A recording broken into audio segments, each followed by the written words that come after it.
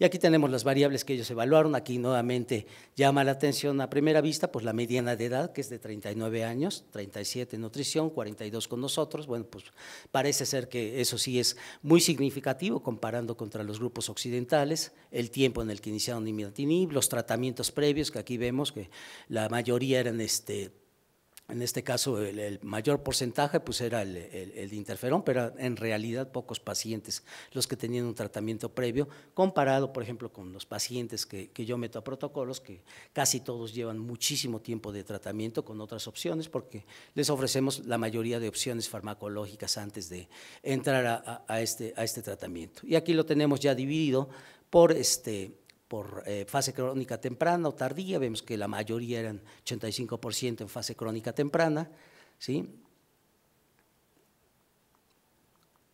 Y aquí están las curvas de supervivencia de este grupo. Esto está en días, ¿sí? Esta es para la supervivencia global, para los 239 pacientes de fase crónica. Hay que recordar que el hecho de que el paciente debute con fase acelerada y fase blástica, pues es una situación prácticamente catastrófica.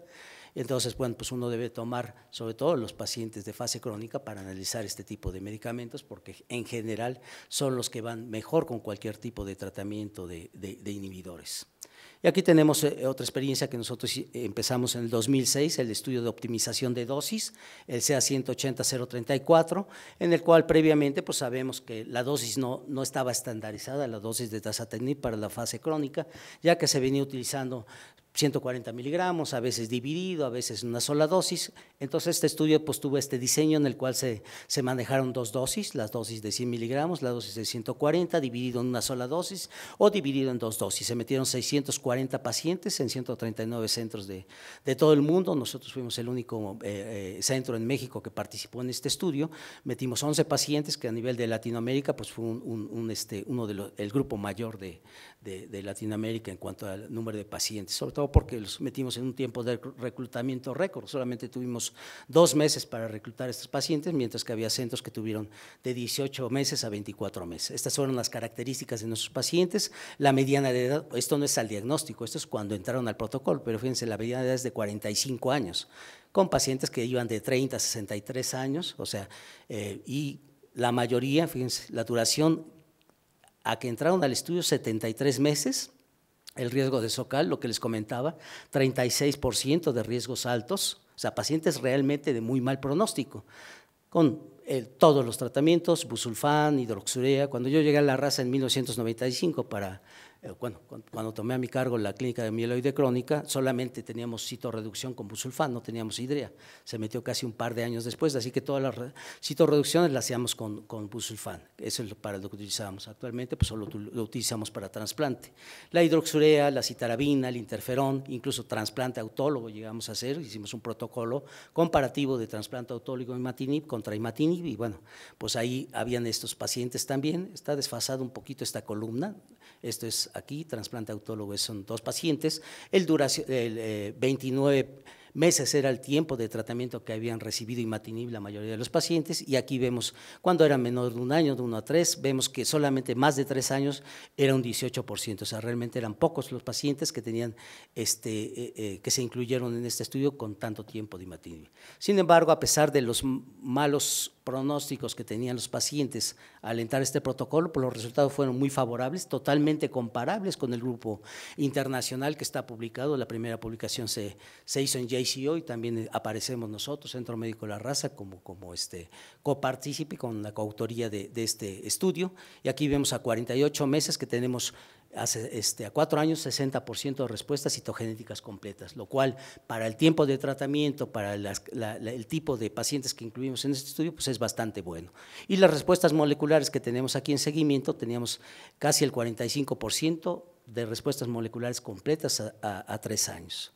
Estas fueron las toxicidades. Aquí una situación un poco distinta del grupo internacional fue los problemas de diarrea. Nosotros tuvimos problemas de diarrea, que de hecho tuvimos que hacer ajustes de toxicidad por diarrea en 2 casos, en 2 pacientes, mientras que la toxicidad hematológica nos obligó a hacer ajustes de la dosis en 3 casos.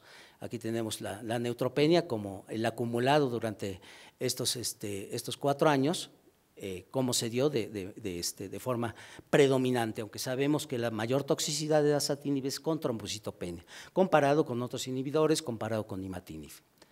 Las conclusiones de nuestro estudio fue que tuvimos un solo derrame pleural en toda la población y el derrame pleural fue tardío, prácticamente a los 25 meses. Solamente fue un paciente que presentó un derrame pleural de un 15%, el cual se manejó solamente con diurético, no tuvo necesidad de más manejo, ni siquiera suspendimos la dosis de imatinib. En ese tiempo todavía se estaban estableciendo cuáles eran las medidas óptimas para manejo de derrame pleural en este tipo de pacientes. Aquí estuvo muy bien en ese sentido. El paciente tuvo una recurrencia de ese derrame pleural como a los 12 o 14 meses, que también recurrió, solamente requirió de furosemide para controlar el problema. Y aquí vemos que las respuestas citogenéticas, pues las respuestas citogenéticas mayores rebasaron el 50% durante todo el estudio y actualmente a una mediana de 78 meses de tratamiento, o sea, llevamos más de 6 años con este estudio, la supervivencia global sigue siendo muy buena, 64%, y la supervivencia libre de evento de un 73%. Otra experiencia con inhibidores de segunda generación a nivel nacional, pues se logró con el programa de uso compasivo de nilotinib. En pues participaron la mayoría de las instituciones, con algunos pacientes, incluso algunos médicos privados.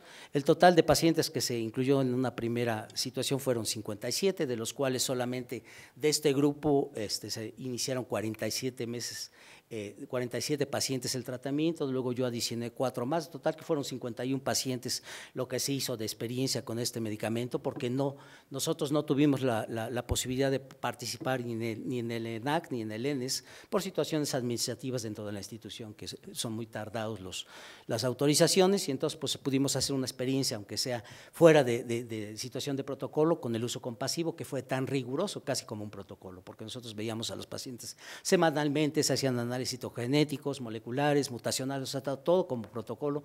Todo el mundo se benefició, menos los investigadores que participamos en ese estudio.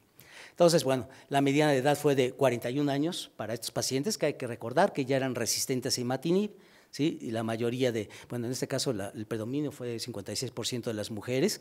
Esta era la duración media desde el diagnóstico, 28 meses, y la duración de tiempo de exposición a imatinib pues era de 27 meses. La mediana de exposición a nilotinib, cuando se hizo este análisis, pues era de 233 días. Aquí lo interesante fue que la mayoría de pacientes eran de fases avanzadas, fases aceleradas o fases plásticas. De así que cuando hicimos el análisis mutacional previo a iniciar el tratamiento, pues llamaron la atención que el porcentaje de mutaciones que nosotros teníamos reportadas en este grupo de pacientes, que se esperaría que estuviera arriba del 50%, pues fue como de un 30 y tantos por ciento, 32, 33%, lo cual choca un poquito con lo reportado en la literatura, que en el caso de fases plásticas, pues habla hasta de un 70% de presencia de alguna mutación. De así que tenemos por ahí alguna cuestión que está, alguna situación que está generando resistencia, pero que no depende de mutaciones. Y vemos que aquí hubo algunos pacientes con la mutación de 315I, si no mal recuerdo fueron 4 pacientes, pero igual vemos otro tipo de mutaciones, algunos de LASA-P, algunos de LASA de activación. Vemos que de esos 27 pacientes que permanecían en marzo del 2008 en este seguimiento, pues hubo una buena respuesta, excepto en aquellos pacientes que tuvieron que salir porque se les detectó esta mutación. Y aquí tenemos cómo estuvieron distribuidos los grupos. Vemos que la fase crónica solamente representó el 35%, así que fue una muy buena experiencia para fases avanzadas, porque el 65% eran aceleradas y blásticas. Obviamente, pues esperando esta situación, pues esperaba que la tasa de respuestas fuera menor, pero aquí analizando solamente los 21 pacientes que eran evaluables por el tipo de la enfermedad, vemos que las respuestas citogenéticas completas estaban prácticamente en un 27% y más o menos el 27% igual de respuestas citogenéticas parciales, que para el tipo de pacientes que se estaba manejando era bastante buena esta experiencia. Y la toxicidad pues no fue tan relevante, vemos que no rebasaba el 30% durante los primeros 12 meses de tratamiento. ¿Sí? Y la supervivencia, pues obviamente para todo el grupo fue de un 60%, pero comparando la fase crónica, la fase acelerada, no hubo diferencias, así que ahí los que se beneficiaron bastante mejor fueron los pacientes que estaban en fase acelerada de la enfermedad. Los pacientes de fase blástica generalmente fallecían entre los 3 y 6 meses. Bueno, y en cuanto a los inhibidores de tirosina, en primera línea, bueno, también nosotros hicimos, junto con 4 grupos en el país, el doctor Aguayo, el doctor Gómez Almaguer, Julio Casag, Ramón Rivas, participamos en el estudio 056, en el cual se enrolaron estudio comparativo imatinib versus dasatinib. Ese estudio actualmente vamos sobre el 4.º año de seguimiento, con resultados bastante buenos. Acaba de hacer un análisis en el Congreso Europeo de Hematología de los estudios a 3 años del estudio Decision, que son bastante buenos, sobre todo cuando se considera aquellos pacientes que presentan una respuesta temprana.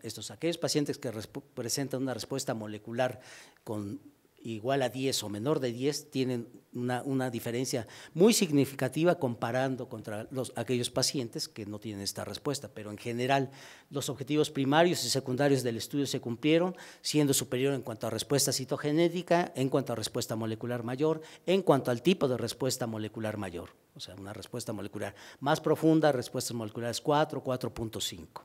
Y bueno, pues la experiencia no hemos podido reunirnos los investigadores nacionales para juntar nuestra experiencia. No tengo yo los datos de los demás centros, por esa razón no estoy presentando esos datos aquí, porque sería solamente mi experiencia.